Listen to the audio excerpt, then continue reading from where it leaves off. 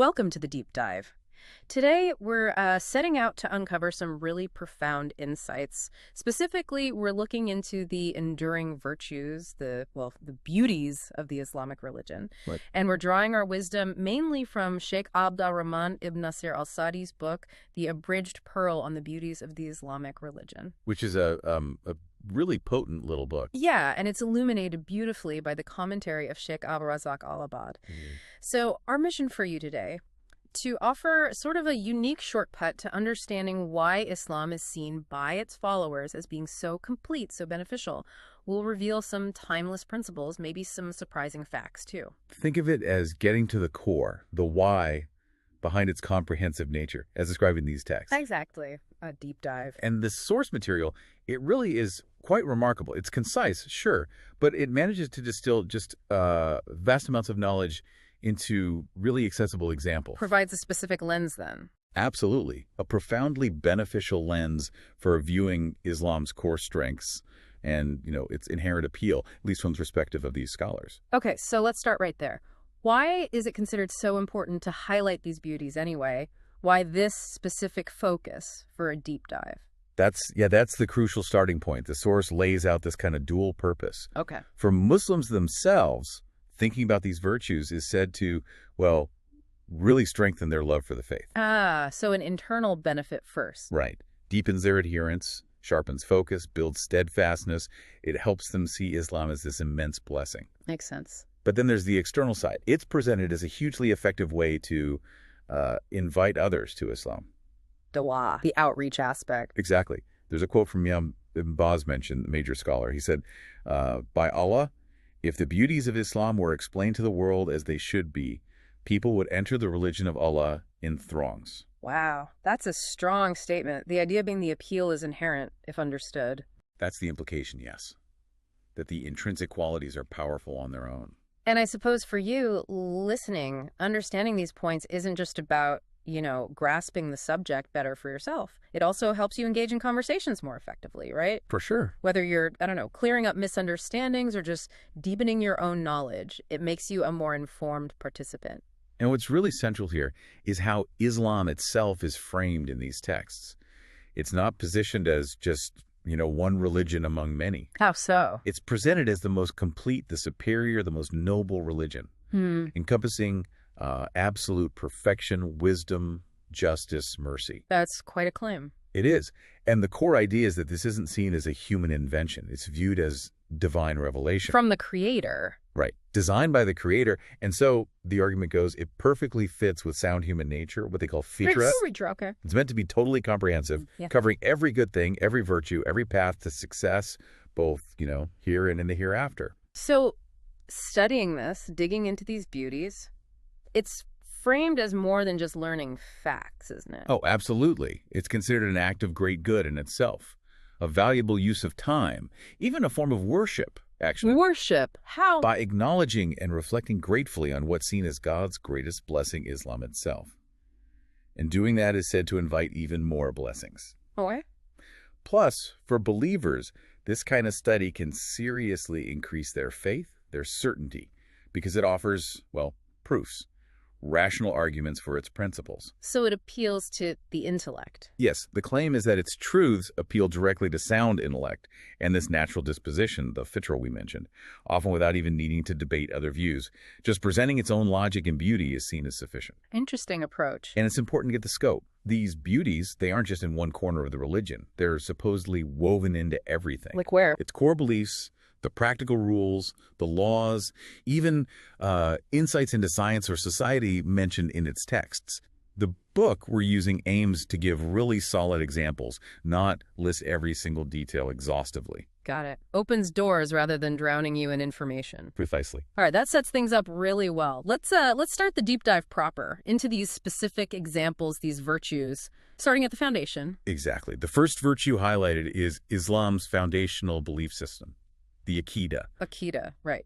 And that covers the core things. Belief in God, his angels, his books, his prophets, the day of judgment, divine decree, the absolute basics. Okay, but what makes this belief system a beauty? It's called the most correct, complete, and pure creed.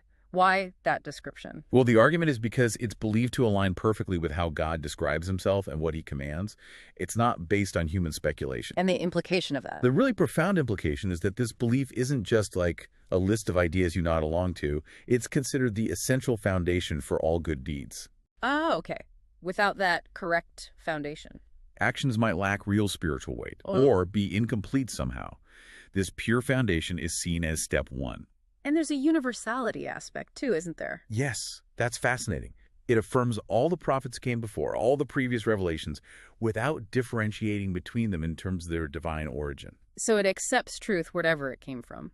Essentially, yes. It embraces all truth from divine sources and rejects falsehood. This creates a creed that's seen as both inclusive of past revelation and rigorously pure. Okay, so that's the bedrock, the Aqeedah. With that foundation laid, how does Islam translate belief into doing? Let's talk rituals, the pillars. Right, the major acts of worship, ibadat. And the benefits described are pretty profound. We can start with prayer. Salat. Salat, what's the core insight there? It's more than just motions, right? Oh, much more. It's described as pure devotion, complete submission to God, praise, asking him directly. There's this powerful analogy used. It said that prayer is to the tree of faith like watering is to a garden. Like watering a garden. Think about it, right? A garden needs regular water or it just withers and dies. It's true. So similarly, without consistent prayer, that tree of faith within a person is believed to weaken, to lose vitality. Prayer is what constantly renews and strengthens that connection. So it's nourishment. Exactly, constant nourishment. And it promotes remembering God throughout the day, and importantly, acts as a barrier against doing wrong, against indecency and evil, like a spiritual reset button, multiple times a day. That analogy really clarifies it. Okay, what about Zakat, the mandatory charity? How is that a beauty? Zakat's interesting because it's designed as this systemic purification, not just giving money away. Purification? Of what? Of the giver's soul and also of their remaining wealth. The insight is how it transforms giving into this act of profound trust in God's provision. Trust. Yeah, trusting that giving won't diminish you, that God will provide. Yep. And it creates this like ecosystem of care in the community. Wealth circulates that connects the rich and poor. So it's not just individual charity, but a societal mechanism? Precisely. Fostering social cohesion, supporting those in need, benefiting the whole Muslim community, and all the while instilling gratitude in that trust in God. That's a much deeper view than just giving to charity. The source also mentions fasting, Psalm. Yes, Psalm, fasting during Ramadan primarily. That's described as training the soul. Training it how? To abandon desires, even lawful ones like food and drink during the day, purely for God's sake. This builds resolve, patience, sincerity. Like spiritual discipline. Exactly. And the idea is if you can restrain yourself from permissible things during Ramadan, it teaches you self-restraint from forbidden things all year round. Makes sense. And Hajj, the pilgrimage. Hajj is unique. It involves significant effort, both financially and physically, for those who are able. A big commitment. Huge. It's a journey purely for devotion, remembering the prophets like Abraham and Ishmael. And it's this incredibly powerful experience of Muslim unity. People from all over the world side by side. And it's only required once. Only once in a lifetime, if you have the means and health. Which, the commentary notes, shows the religion's inherent ease, not overburdening people. Ease, okay. It's called a divine banquet, where all these different kinds of worship, physical, financial, spiritual, come together. Again, pointing to that comprehensiveness. These rituals really seem to tie into community. Does that lead to the next point? It does, perfectly. These individual and collective acts feed directly into the next virtue. Islam's strong emphasis on unity and harmony. The term is itilaf. Itlaf. Now, unity. Islam doesn't just suggest it, right? No, it explicitly commands unity and prohibits division, prohibits infighting. And why is that considered a beauty? Lots of systems want unity. Well, look at the historical impact cited in the sources. Islam is credited with uniting the Arab tribes who were constantly at war before, creating this profound harmony unmatched in history. That was a major transformation. Absolutely. And the deep insight here is that this unity isn't just nice to have, it's seen as the very source of their strength, their honor. And it made the faith attractive to outsiders. Strength and unity. Exactly. The early success of Muslims is directly linked to this principle. Cooperation, collective well-being over petty disputes. It's presented as a truly transformative model for building community. A powerful model. And flowing from that unity, perhaps, is the next point about mercy and kindness. Yes, Rama, very son. Mercy, kindness, benevolence. And how is this framed? Islam is described quite unequivocally as a religion of absolute mercy, blessing, and benevolence. That's strong. It is. And importantly, this mercy isn't just for fellow Muslims or even just humans. It extends to animals, too. Like how? There are specific instructions, for example, on how to treat animals kindly, even down to the method of slaughter, aiming to be as humane as possible. Okay. And the spirit of mercy is meant to permeate everything, how you interact with family, neighbors, strangers, the whole human experience. Any examples given of its impact? Yes. The sources mention how, historically and even now, many non-Muslims were drawn to Islam simply by witnessing the kindness and integrity of Muslims. Like merchants. Exactly. Fair dealings by merchants. Yeah. Or there's an anecdote mentioned about a passport officer being deeply moved, seeing how a son cared for his elderly mother, showing profound dedication. That kind of lived mercy. So it's a practical lived virtue. Yes, and this mercy is said to extend even towards non-believers, in the sense of hoping to guide them away from disbelief towards salvation. An expansive compassion. That ties into the idea of Islam fitting human nature, doesn't it? This inherent goodness. Perfectly. Which brings us to the next virtue. Islam's alignment with wisdom, with fitra, that natural sound human disposition, and with reason. So it's presented as a fundamentally wise religion. What does that actually mean in practice? It means its guidance, its commands, its prohibitions. They aren't arbitrary. They're seen as inherently wise, just, and ultimately serving humanity's best interests. There was an anecdote about this, right? Yes, a great one. Someone asked a new convert, basically, what convinced you about the Prophet? And the answer? The reply was, effectively, I found that he never commanded anything that reason would wish he hadn't, nor forbade anything that reason would wish he hadn't. That's remarkably simple and profound. So the point is, the rules make sense. Yes, they're presented as logical. They either bring pure good, or they prevent pure evil or harm. There's a purpose behind them that aligns with well-being. And what about science? Or modern knowledge? The claim is strong here. True science and sound reason, when properly understood, will always support Islamic truths. They don't contradict. Always? What if they seem to? Well, the perspective offered is that if a contradiction appears to exist, the issue isn't with the divine revelation. It must be one of three things. Okay. Either the Islamic text is being misunderstood, or the scientific claim isn't actually proven fact yet, or the reasoning process itself is flawed.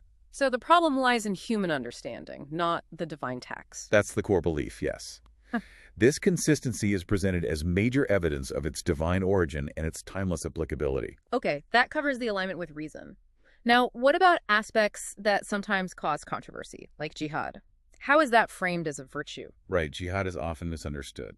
The source material is very clear on this point. How does it clarify it? It states that jihad in Islam is specifically for defense against aggression and for protecting the right to peacefully invite people to the religion. So not offensive warfare for gain. Emphatically not for greed or conquest or personal glory.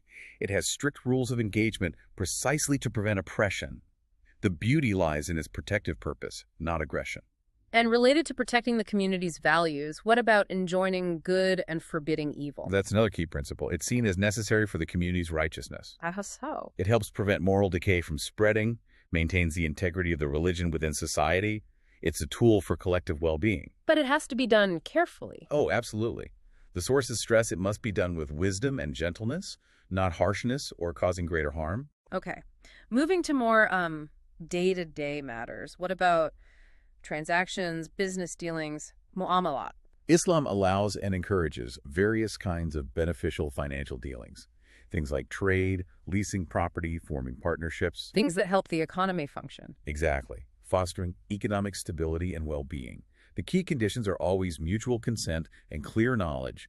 Both parties need to understand the terms fully. No deception. And what's forbidden? Harmful dealings are forbidden. The big ones are riba, which is usury or interest. Interest is forbidden. Yes. Charging interest on loans is prohibited. And also gambling. These are seen as causing injustice, exploitation, and social friction. So the prohibitions are also about protecting people. Precisely. Demonstrating Islam's commitment to justice and preventing harm in financial life. What about other permissible things? Food, drink, marriage, the tayyibat? Tayyibat means good or pure things. Islam permits all things in food, drink, clothing, marriage that are inherently good and beneficial. And it only forbids. Only what is harmful to one's religion, mind, body, or wealth. It's a principle of permissibility unless there's a clear harm. Okay. And marriage is included here. Yes, marriage is highly encouraged. The sources also mention the allowance for polygyny up to 4 wives, but under very strict conditions. What kind of conditions? Absolute justice and equality between the wives in terms of treatment and provision. It's described as being potentially for the benefit of both parties and society, and preventing harm in certain situations. And divorce. Is that seen negatively? Actually, the allowance for divorce is also presented as a virtue. How is divorce a virtue? Because it prevents people from being trapped in unhappy, harmful, or abusive marriages. It provides an exit when things are irreconcilable. There's a verse cited. But if they separate by divorce, Allah will enrich each of them from His abundance. It acknowledges that sometimes separation is the better, more merciful path. Interesting perspective. Okay, let's talk about rights. Islam has a detailed system here, right? Extremely detailed. Rights for parents, children, relatives, neighbors, spouses, rulers, subjects. The list goes on.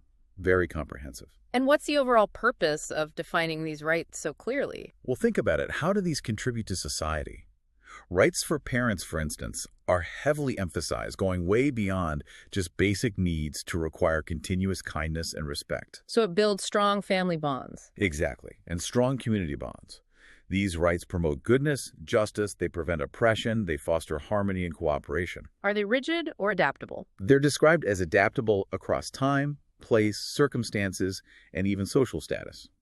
The principles are firm, but the application can be nuanced. They're ultimately seen as ensuring the happiness of both worlds, this life and the next. Let's talk about inheritance, Miras. You mentioned it briefly before. This can be a huge source of conflict. It really can.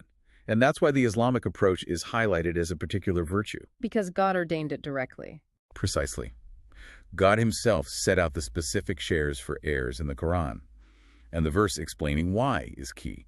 You do not know which of them is nearer to you in benefit.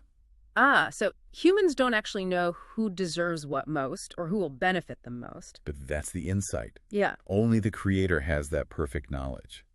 So this divine division is considered perfectly just, taking into account true closeness and benefit in ways humans might misjudge. And the contrast is made with situations where inheritance is left entirely up to human whims. The sources mention the chaos and conflict this can cause. Like the example of people leaving fortunes to pets. Exactly. That kind of thing is cited as astonishing, leaving vast wealth to animals while neglecting close family members. You can leave some money to charity, right? A will. Yes, Islam allows for charitable bequests in a will, but it limits them. To how much? To a maximum of 1/3 of the total estate. The Prophet advised this specifically so that heirs wouldn't be left poor or needy. It balances charity with family responsibility. A very practical balance. Okay, what about punishments? The hudud.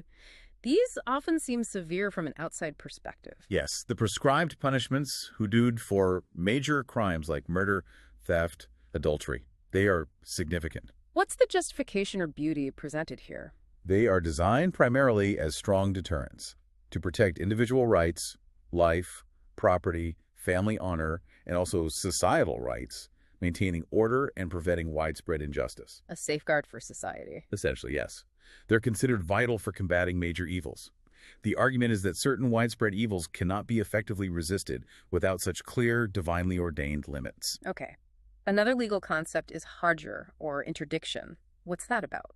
Hajr is basically restricting someone's ability to manage their own finances. Why would you do that? It can be for their own benefit. For example, someone who is mentally incapable, or a minor child, or someone judged legally incompetent or foolish with money. The Quran even says, do not give the foolish your property which Allah has made a means of sustenance for you. Protecting them from themselves, essentially. Yes. Or it can be for the benefit of others, like restricting a debtor's spending to protect the rights of their creditors. So it's a protective legal tool. Exactly. Demonstrating the law's concern for managing wealth wisely and preserving everyone's rights. Very practical. And speaking of practicalities, what about documentation? Wathaq. This is about the importance Islam places on documenting rights and agreements. Like contracts. Yes. Contracts, debts, testimonies. Using witnesses, getting things in writing, using pledges or guarantees as security. Why is this simple thing highlighted as a beauty? Because think of the impact. It prevents disputes later on. It removes suspicion and doubt. It fosters trust. Which allows for more complex dealings. Absolutely. It allows commercial life and social interactions to function smoothly and even expand. Without these kinds of safeguards, the sources argue, a huge portion of beneficial transactions would just stop because the risk of disputes would be too high. Practical wisdom again. Makes sense. What about acts of pure kindness, like lending? Ah, yes. Ihsan, beneficence, and card, interest-free loans.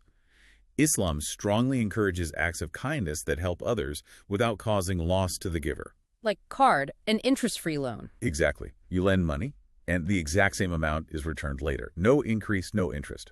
Also, ariya, which is borrowing an item like a tool for temporary use and returning the item itself. And what's the benefit for the lender? Immense spiritual reward, according to the texts. You ease someone's distress. There's a saying of the Prophet, whoever relieves a Muslim of a hardship in this world, Allah will relieve him of a hardship on the day of resurrection. Wow. It builds incredibly strong bonds of brotherhood and affection within the community. There's even a specific hadith mentioned. Whoever gives a Muslim a loan twice, it is as if he gave charity once. That's how highly regarded it is. That really encourages mutual support. What about resolving disputes when they do happen? Islam has clear principles for resolving disagreements fairly. Such as? Well, a core one is the burden of proof is on the claimant, and the oath is on the one who denies.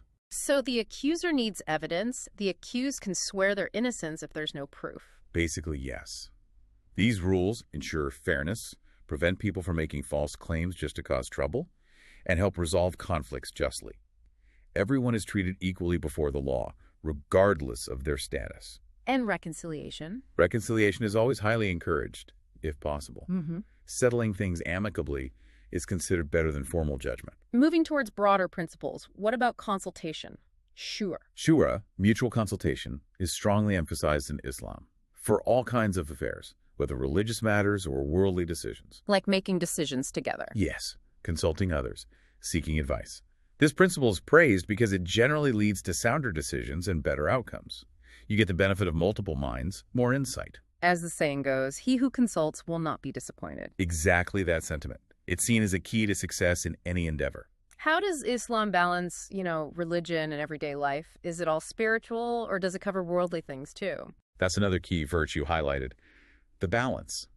Islam addresses both spiritual well-being and temporal, worldly well-being. Reconciling soul and body. Precisely.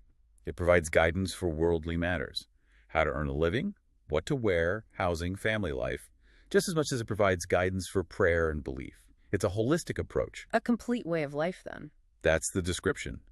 There's a prayer the Prophet quoted that sums it up beautifully.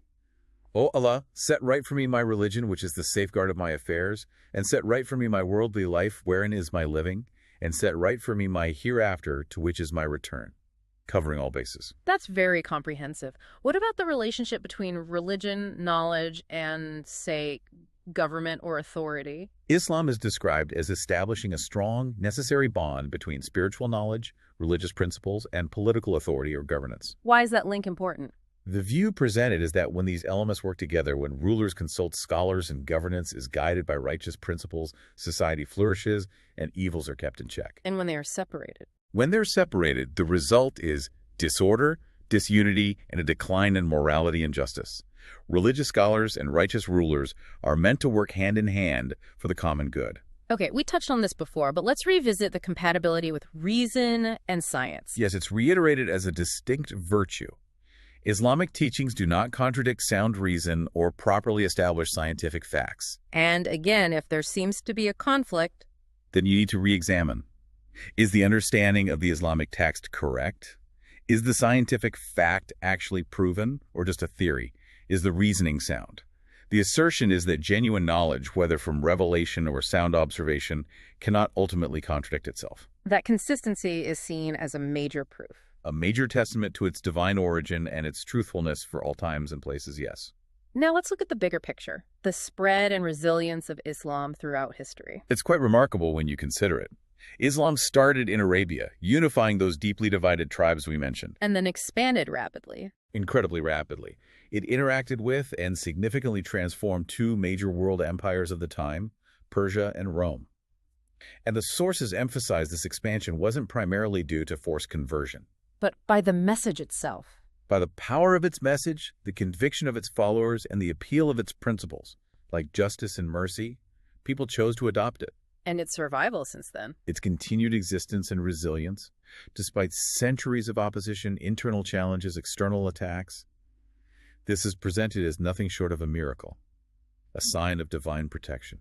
What's seen as hindering its spread now, according to the source? Interestingly, the source points inwards. It suggests the main limiting factor has been the shortcomings and weakness of its people, meaning when Muslims themselves fail to fully live up to the beautiful principles of their own religion. That's quite self-reflective. It is. So to wrap all these points up, is there a final summary of these virtues? Yes, the commentary provides a concise wrap-up. It says Islam is founded on correct beliefs, noble ethics, actions that bring benefit, clear proofs, and arguments. It involves rejecting idolatry and superstition. It commands absolute righteousness and forbids all evil. And it encourages striving for all kinds of perfection. That covers a lot of ground. It really does. It aims for comprehensiveness. Well, this has been a truly deep dive. Even covering these 21 points briefly gives you, our listener, a much clearer foundational understanding of Islam's perceived comprehensiveness and greatness, as seen through the eyes of these scholars. Absolutely. It's just scratching the surface, of course, but yeah, hopefully provides a framework. It's definitely an invitation to explore further, maybe keeping these specific virtues or beauties in mind. And perhaps a final thought to leave you with. As you reflect on this, consider how these principles, if they were truly embodied, how they might actually transform individuals and maybe even whole societies. Regardless of one's own background. Regardless of background, just reflect on the concepts themselves. How might they apply to your own understanding of what makes for a truly just, a wise, and a benevolent way to live? Something to mull over. A powerful thought to end on. Thank you for joining us on this deep dive. Until next time, keep exploring, keep questioning, and keep diving deep.